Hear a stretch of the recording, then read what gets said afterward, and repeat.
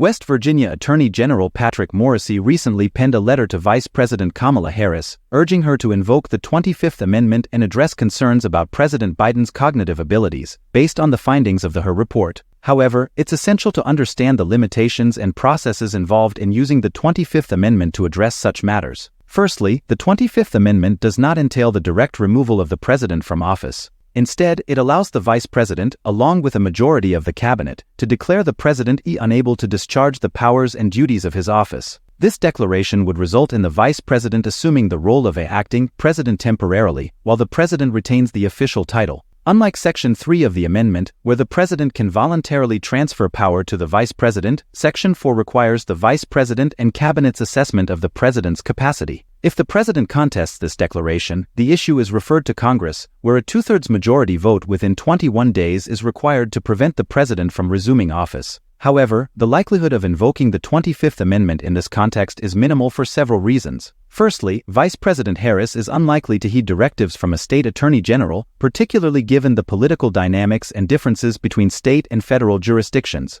Moreover, politically, there is little incentive for Vice President Harris, a Democrat, to prioritize impressing voters in a heavily Republican state like West Virginia. Additionally, the 25th Amendment is designed for temporary measures and does not offer a strategic path to the presidency for Vice President Harris. The support of the cabinet, most of whom were appointed by President Biden, would also pose a significant obstacle to such actions. Ultimately, despite concerns raised by the Hur Report, the 25th Amendment is not a viable means to remove President Biden from office, and Vice President Harris is unlikely to assume the role of an acting president through this avenue.